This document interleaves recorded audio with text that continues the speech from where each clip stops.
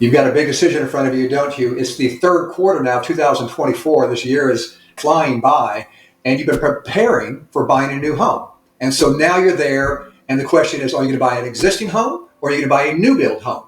Not an easy question. It could go a lot of different ways here. I'm going to try to create a video that doesn't show my biases, even though I am biased on this, I'll tell you right now. I'm going to put those aside, and we're going to go over pros and cons of buying a new build versus existing. And then at the end of the day, if you are intent on going the new build route, there's going to be at least 3 or 4 things you just got to know that I'm going to cover for you. And at the end of this video, hopefully you're going to thank me and say, wow, that's some vital information. It really helps. So as I like to say, let's kick off this rodeo right now.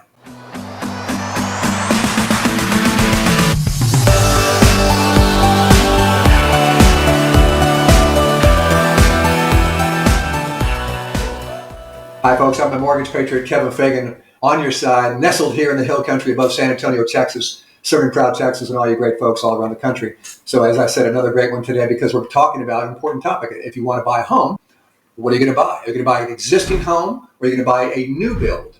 That's a big question. As we get into that, if you would hit the like and subscribe below right there, that helps me bring up my YouTube content. It helps with the algorithms, puts my videos in front, hopefully to get to you. And as you've seen, I've given you lots of great ideas on financing matters, on purchase strategy, on house hacking strategies. Done a lot of videos all to your benefit, and here's another one. So let's get into that content right now. Just a quick commentary before I get into the pros and cons, and that is we're experiencing a giant inventory shortage in homes for sale across the country. That's just a fact. We're down, I want to say, about 1 million homes below what our normal inventory levels would be right now. So it's forcing a lot of people to explore new homes and new builds when they probably wouldn't have done that in the past. And part of that reason is because a lot of homeowners, as you know, going back 3 years to about 1.5 years ago, we had experienced very low, historical low rates. And given that, people don't want to sell. So they're sitting in a home, maybe a 3% interest rate, and they're thinking to themselves, well, I kind of like to move, but I don't want to buy a new home for 6.5%, whatever the interest rate is. So that's creating an inventory shortage big time. A lot of places like Texas, in your bigger cities, new builds are almost the only game in town. So let's get into those pros and cons because you're going to need to know what you're stepping into if you're going to go new builds. There are absolutely advantages to buying new builds, and so let's cover the main ones. I think there's 4 main ones. And the first one is price point. What do I mean by that? And that is with existing homes and in existing neighborhoods, mature neighborhoods, sometimes you can't find anything in the price range you're qualified for. So builders on the outskirts, typically of communities, outskirts of towns, are building in new developments at price points you can afford. Just that simple. So the price point's a big one. Number 2 is customization. That's obviously a wonderful thing because as you go into and talk with builders about their different models, you get to choose different packages, different design packages, and customize certain aspects of your home, right? Countertop, what's the material going to be made out of? What kind of flooring are you going to be wanting? What color are the walls? What color is your trim work?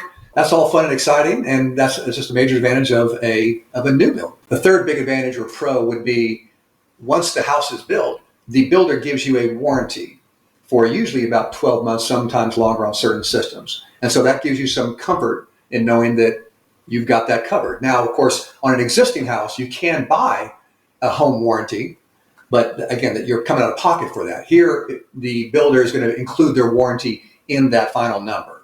So that's a big advantage. But having said that, though, of course, a warranty is only as good as the builder's execution of that. In other words, if something goes out, an AC unit goes out or something, and let's say it's in the 11th month of your ownership of the home, I've known some builders to kind of slow walk that whole response time so that you're actually, after 12 months, they say, oh, I'm sorry, we're out of the warranty period. You can't really fix your home.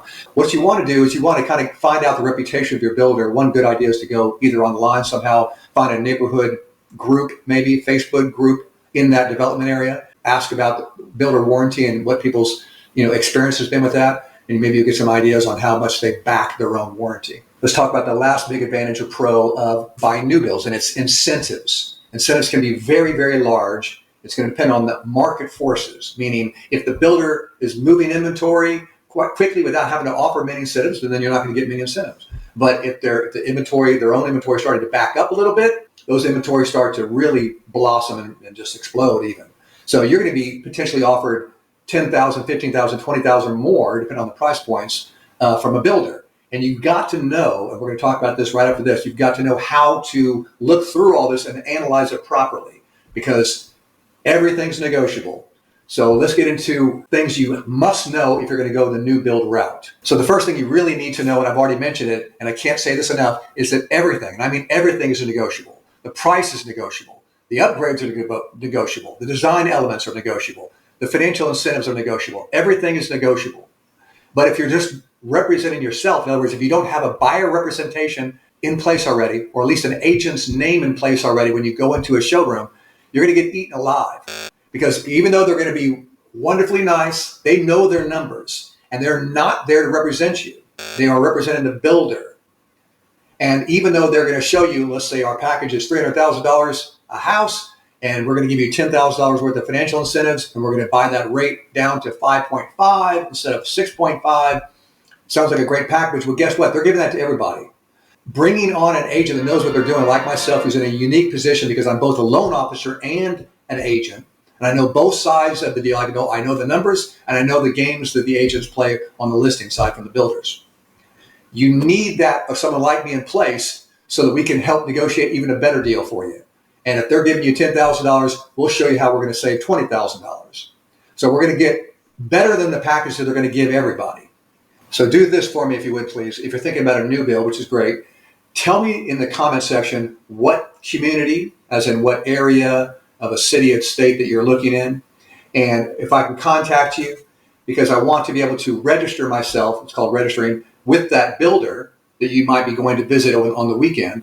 I'll register with them. It doesn't cost anything to do that. And I can represent you then, or a teammate of mine can represent you to help you on that negotiating table. Because again, they're going to be wonderfully kind and all those things, but they're going to give you a standard deal. And that doesn't mean that's going to help you.